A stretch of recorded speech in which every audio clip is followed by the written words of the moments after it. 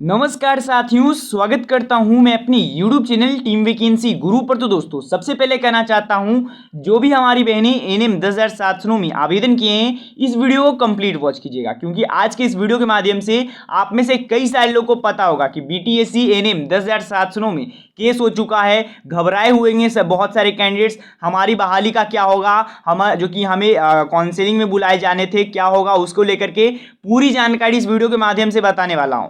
किस कारण से ऐसा कुछ हुआ है, क्या मांगों को लेकर के यहां पर किया गया है, क्या इससे कोई भर्ती पर प्रभाव पड़ेगा, वो भी जानकारी बताने वाला हूं। इस वीडियो को अगर आप पूरा देख लेते हो तो मैं आपको 100% कहता हूं, आपके मन में जो यहां पर 90% 100% यहां पर डाउटफुल हो, लगभग आप मान के चलिए आपका लगभग सभी डाउट्स क्लियर होने वाले हैं। तो वीडियो बहुत ही इंटरेस्टिंग होगा, साथ में आपको बहुत सारी जानकारी मैं आप लोग को बताऊंगा। कुछ जानकारी इतना इंपॉर्टेंट होने वाले हैं जिससे कि आप लोग का जो भी यहां पर आप कर सकते हो डर बना हुआ है, वो सभी डर खत्म हो जाएंगे। तो वीडियो के लास्ट तक बने रहिएगा। जो भी बहने अभी तक चैनल को पर नए आए हैं, अभी तक चैनल को सब्सक्राइब नहीं किए हैं, तो चैनल को सब्सक्राइब कर दीजिएगा, क्योंकि बीटीएससी एनएम के हर अपडेट्स आपको हमारे चैनल पर मिलते रहेंगे। तो चैनल को सब्सक्राइब जरूर कर लीजिएगा। चलिए साथियों, जानकारी की ओर चलते हैं और डिटेल्स में आप सभी को स्पष्ट रूप से समझाते हैं। सबसे पहले साथियों, आप में से कई सारों ने सूचना तो देख लिया है, पर समझ नहीं पा रहे हैं कि सूचना कहना क्या जा रहा है, और लोग हैं जो कि अलग मतलब निकाल रहे हैं। वो मैं आपको समझाना चाहता हूं बहुत ही अच्छे तरीके से।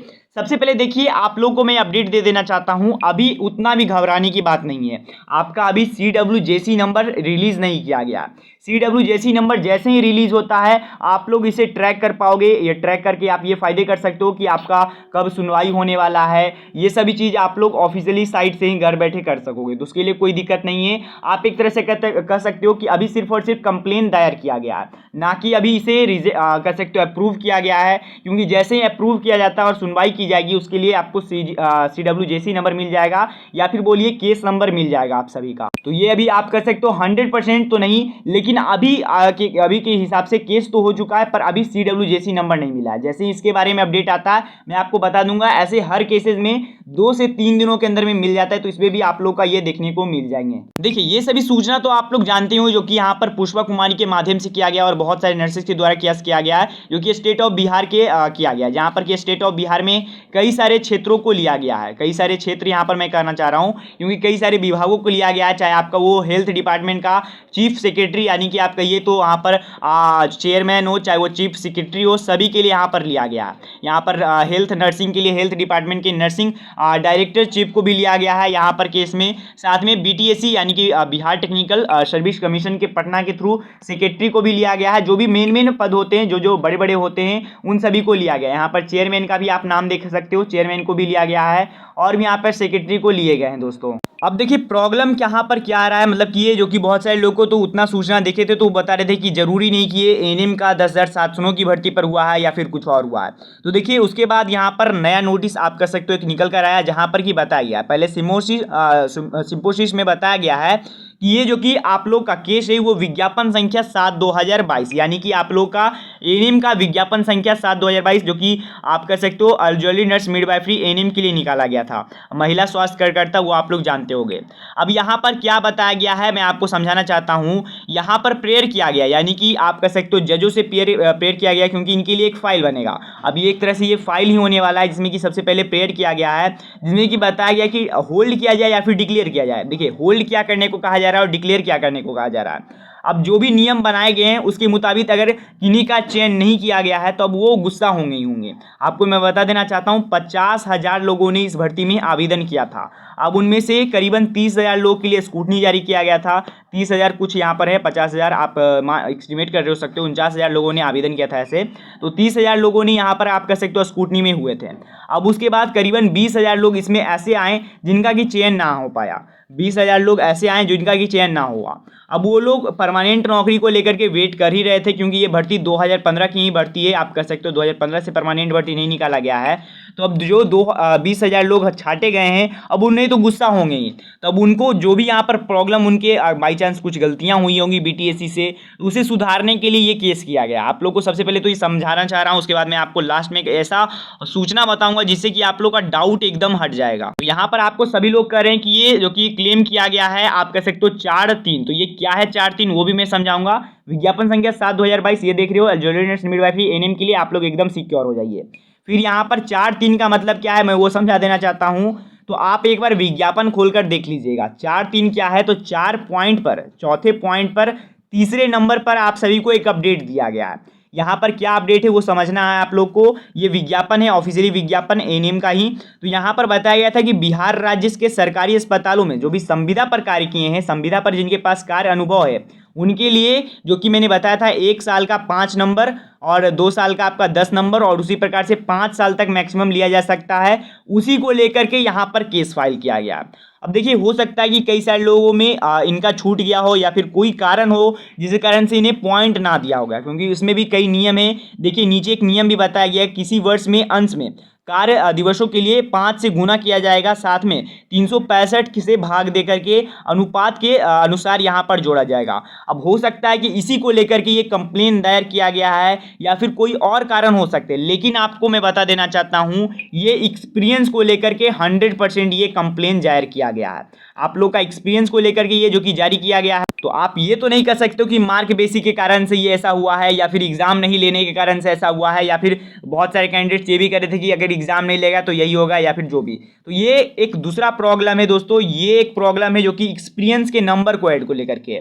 अगर इसके लिए कोई आप कह सकते हो पक्ष में भी आता है तो बढ़िया बात है, उनका चयन कर लिया जाएगा। विपक्ष में भी आता है तो कोई दिक्कत नहीं होने वाला है। जिन लोगों को मिलने वाले हैं उन लोगों को पॉइंट मिलेंगे, इससे जो कि नॉर्मल स्टूडेंट्स हैं उन लोगों को घबराने की बात नहीं है। अब देखिए इसमें क्या इंपॉर्टेंट बात है वो मैं आपको समझाना चाहता हूँ। मैं आपको पूरा यहाँ पर बताना नहीं चाहता हूँ। देखिए जो इंपॉर्टेंट बात है वो मैं आपको समझाता हूँ। तो बीटीएससी के माध्यम से, यानी कि बिहार टेक्निकल सर्विस कमीशन, यहाँ साथियों बिहार टेक्निकल सर्विस कमीशन के माध्यम से अवार्ड किया गया था, जो कि किया गया था वेटेज पॉइंट, यानी कि वेटेज पॉइंट यानी कि अतिरिक्त नंबर आप कह सकते हो कि अतिरिक्त नंबर आपका जिनके पास हायर क्वालिफिकेशन था उनको मिलता और एक एक्सपीरियंस वाले को मिलता। दो ही लोग को वेटेज पॉइंट मिलते, उनमें से वेटेज पॉइंट एक्सपीरियंस वालों के लिए ये बात किया जा रहा है, आप लोग समझते चलिएगा। अब यहाँ पर उन्हीं के एक्सपीरियंस को लेकर के यहाँ पर बताया गया कि वेटेज पॉइंट फॉर एक्सपीरियंस या फिर रिवाइवल एक्सपीरियंस फॉर द, यहाँ पर बताया गया कि फिर रूल ऑफ 7-2। अब ये 7-2 क्या रूल है वो भी मैं समझाऊंगा। उसके बाद यहाँ पर बताया गया कि लेडी हेल्थ वर्कर यानी कि एल्युअली नर्स मिडवाइफरी या फिर महिला स्वास्थ्य कार्यकर्ता जो कि नाम से वैकेंसी निकाला गया है। अब ये जो कि प्रॉब्लम है वो वेटेज पॉइंट को लेकर के प्रॉब्लम आया है, जो कि एक्सपीरियंस का वेटेज पॉइंट है उसी को लेकर के ये एक तरह से आप कह सकते हो केस जारी किया गया है दोस्तों। और बोला जा रहा है कि इस प्रोसेस को देखा जाए, क्योंकि ये रूल जब 2018 का निकाला गया है तो इसमें हमें भी जो कि तैयार किया जाए, इसी को लेकर के ये एक तरह से कह सकते हो सूचना है।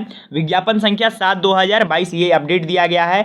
अब देखिए यहाँ पर ये 7-2 जो कि यहाँ पर बताया गया ये क्या है, तो देखिए 7-2 है। अगर आप इसे विज्ञापन के एक बार फिर से चलिएगा विज्ञापन पर तो आपको देखने को मिलेगा इंपॉर्टेंट 7 महत्वपूर्ण सूचनाएं बताए गए हैं 7 नंबर पर। अब इसी में दूसरे नंबर पर फिर से आपको देखने को मिलेगा यही सूचना, कार्य अनुभव के लिए दावा करने वाले उम्मीदवारों को एएनएम के पदों पर बिहार सरकार के अस्पतालों में संविदा पर कार्यरत रहना अनिवार्य है। साथ में तभी आपके कार्य अनुभव संबंधी प्रमाण पत्र भी होने अनिवार्य हैं। साथ में निर्गत संबंधित अस्पतालों के अधीक्षक के जो द्वारा आपको कह सकते हो कि सिग्नेचर होना जरूरी है, या फिर एक जो कि एक्सपीरियंस कागज आता है उसको रहना जरूरी है, तभी आपको यहाँ पर पॉइंट मिलेंगे। और मेन बात यह है कि आपको संविदा पर बिहार सरकार में आपको कार्य अनुभव होना चाहिए, कोई भी प्राइवेट या फिर ऐसे संसाधनों के लिए नहीं दिया गया है। तो ये आपने समझा कि ये पॉइंट्स भी आपका डोनेट कर रहा है जो कि एक्सपीरियंस के नंबर को ही लेकर के। तो हो सकता है यहाँ पर एक्सपीरियंस इनका नंबर नहीं दिया गया है, इसी को उनसे लेकर के यह सूचना जारी किया गया है साथियों। और फिर यहाँ पर भी वही जानकारी बताया गया कि अब जो कि स्टे लगा है, जो कि यहाँ पर कर सकते हो commission to stay to further process requirement जो कि अंडरटेकन, मतलब कि बताया जा रहा है कि यहाँ पर आप इस भर्ती का या फिर जो कि वो पॉइंट है उस पर स्टे लगा दीजिए, जिससे कि आपका जो बहाली होने वाला है संविदा के आधार पर उन लोगों के लिए रुक जाए। तो देखिए सबसे पहले तो ये कोई छोटा मोटा चीज़ नहीं है, आप लोगों को मैं बता देना चाहता हूँ। बहुत सारे लोग इसी को लेकर के घबराए हुए हैं कि अगर बहाली पर ये हो जाता है तो हमारा काउंसलिंग नहीं होगा या फिर जो भी होगा। यहाँ पर भी एक अपडेट है, ये भी पढ़ लीजिएगा। ऐसे देखिए अभी के मामले में आप देखिएगा तो अभी जो कि बताया गया है कि हमें जो कि एक्सपीरियंस का नंबर एक तरह से बोला जा सकता है, एक्सपीरियंस पर यहाँ पर ये जो कि आरोप लगाया गया है। अब जो नियम है उसके मुताबिक क्या नियम है वो भी मैं आपको जैसे ही सूचना आता है तो मैं बताऊंगा, लेकिन अभी के लिए समझ लीजिए दोस्तों, लगभग आप मान के चलिए आपका 100% मैं यहाँ पर दावा करता हूँ कि यहाँ पर आप लोग की भर्ती में ना ही स्टे लगने वाले हैं, ना ही आप लोग की भर्ती रद्द होने वाला है। ये आप लोग एकदम कान खोल के सुन लीजिए, जो भी घबराए हुए वो भी आप लोग समझ लीजिए, क्योंकि देखिए हाल ही में अपडेट भी आ चुका है काउंसलिंग को लेकर के, और जो स्पीड से आप लोग का प्रोसेस चल रहा है उसी स्पीड से आप लोग का प्रोसेस चलता रहेगा। कोई भी यहाँ पर आप लोग को डाउनफॉल या फिर धीरे नहीं देखने को मिलेगा। अब यहाँ पर ये भी अपडेट आ चुके हैं कि इसी महीने में आप सभी का सूची भी तैयार कर दिया गया है और वो जारी हो चुका है, जो हो जाएगा। अब देखिए काउंसलिंग को लेकर के आप लोग का जो काउंसलिंग है वो होते रहेगा। लास्ट में अगर मेरिट लिस्ट है, जो कि आपका मेरिट लिस्ट होता है, उसमें थोड़ा सा यहाँ पर प्रभाव देखने को मिलेगा, लेकिन इससे भी कोई दिक्कत नहीं होगा। आप लोग का मेरिट लिस्ट में भी अगर यहाँ पर होता रहता है, अगर कुछ नहीं होता तो यहाँ पर आप लोग का ये रिजल्ट भी जारी हो जाएगा। ये जानकारी मुझे आपको बताना है।